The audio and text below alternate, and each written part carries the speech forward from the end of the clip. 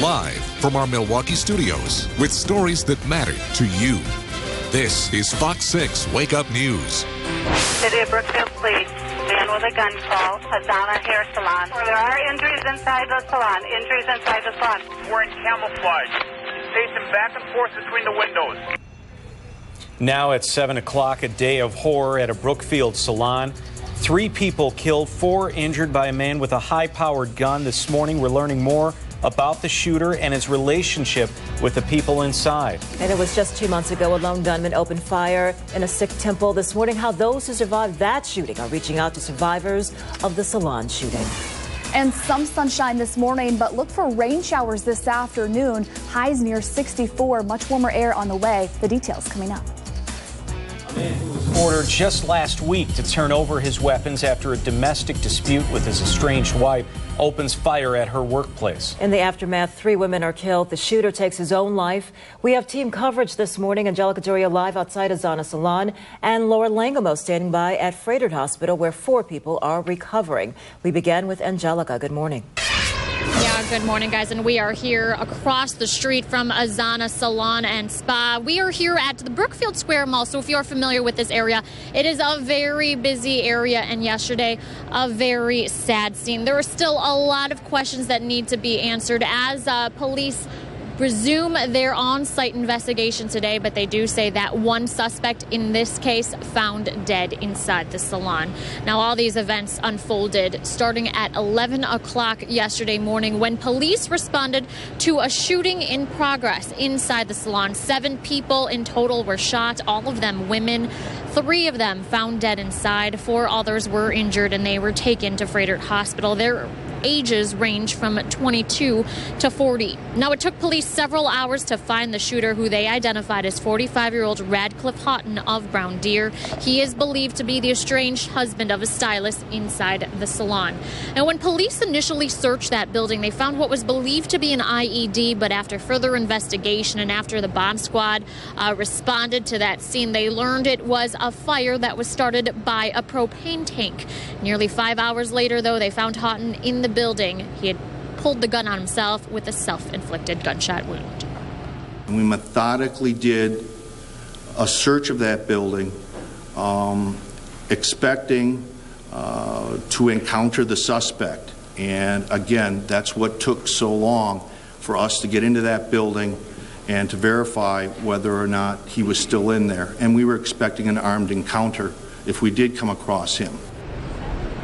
Now, police were looking for and found Houghton's black Mazda vehicle, saying only that it was not found in Brookfield. So they believe that he did take a cab to the salon prior to that shooting. Now, this incident, they believe, is stemmed from a domestic violence incident 17 days prior. Police responded to that same salon after reports that he had slashed his wife's tires. And according to police, a 4-year restraining order was ordered against him by a judge on Thursday, October 18th. Today, though, we are expecting to learn much more about the shooting, as well as the shooter, Houghton, and those victims. We are hoping to learn their identities today, as police say they were still in the progress of actually identifying them yesterday. We, too, also expected to learn or to hear more from the owner of Azana Salon. That is the latest from Brookfield. Angelica Doria, Fox 6 News. And all the victims in the shooting tragedy are women. Again, 3 dead and 4 injured, and those range in age from 22 to 40. And as doctors worked on the victims, Freighted Hospital was on lockdown as SWAT teams searched for the gunman. Laura Langamo picks up that part of the story where it was a tense afternoon there. Yeah, it really was. And the head of surgery here at Freighted Hospital said that there was concern that the gunman might be in the hospital trying to finish the job, they said. This prompted a lockdown and sweep of the hospital, and police and sheriff's deputies guarded the entrances and the exits. The hospital was put on lockdown while they searched the building for a possible killer. The lockdown lasted more than 3 hours, and as the hospital was on lockdown, SWAT teams were sweeping all of the buildings in and around Brookfield Square. Witnesses recall what they saw during this tragic event. We saw some woman crawl out of the front door and roll down the hill, and the cops had scooped her up and taken her right over to the ambulance, and they had taken off with her. And then we heard a loud shriek, and we seen them picking up another woman. Doctors at Frederick say that all 4 of the female patients are expected to survive. The head of surgery told us all but one of the women required surgery, and one of them was also in critical condition. Live in Wauwatosa, Laura Langamo, Fox 6 News. And the owner of Azana Salon and Spa, Tammy Gemmel, released a statement calling yesterday's events, quote, devastating. She says her first concern is the victims and their families. The statement reads in part, quote, we're grieving over the loss of our colleagues, their families, and we're praying for those who are still fighting for their survival. Meanwhile, we're learning more about this gunman, 45-year-old Ratcliffe Houghton. His father told our partners at Patch.com his son had been in the car business. Nicole is in the news with more on the gunman whose life in the past few months began to unravel. Good morning. Yeah, that's how it seems, guys. Ratcliffe Houghton Sr., his father, as you said, says his son was born in Jamaica and he moved to Milwaukee as an adult. He also says that his son was a car guy who worked at several high-end car dealerships. Now, Thursday, just 3 days before yesterday's shooting, a judge ordered him to turn over his firearms, but no record as to whether or not that actually happened, whether he surrendered any guns. But records do suggest he endured several years of financial problems. The state liened his home for failure to pay taxes. That was back in 2009. His Brown Deer house was listed for sale. He posted on his Facebook page just on October 8th, so just a couple of days ago, need to get out of Wisconsin. Help. Can anyone get me out of Wisconsin? At the same time, he did appear to be trying to turn things around. He was a student we know at MATC getting ready to apply for the nursing program there. Now, Fox 6 spoke exclusively with someone close to him, his professor, and his professor describes Houghton as a fun-loving, friendly student who never missed class. But something changed about 3 weeks ago. He really didn't go into detail.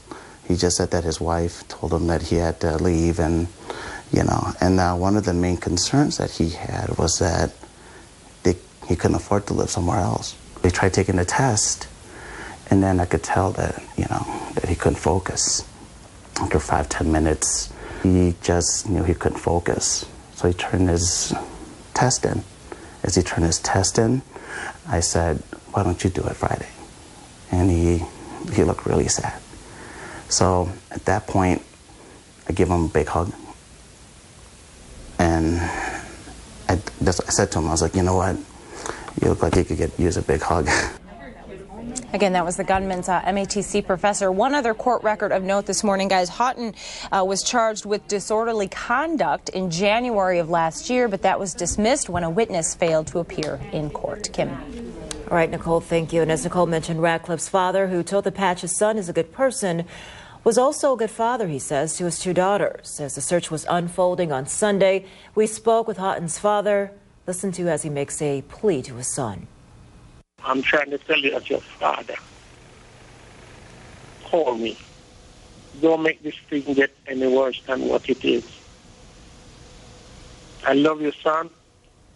I want to hear from you.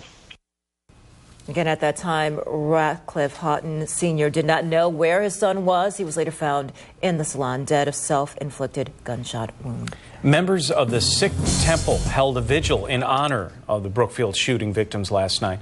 Several of them told Fox 6 they felt an incredible connection to these victims. 2.5 months ago, white supremacist Wade Michael Page opened fire on their temple on a Sunday morning, killing 6 people. And like Sunday's shooter, Page took his life with a self-inflicted gunshot wound. Brookfield was the scene of another mass shooting 7 years ago. 44-year-old Terry Ratzman burst into a church service being held at the Sheraton Hotel on Moreland Road, killing 7 people before killing himself.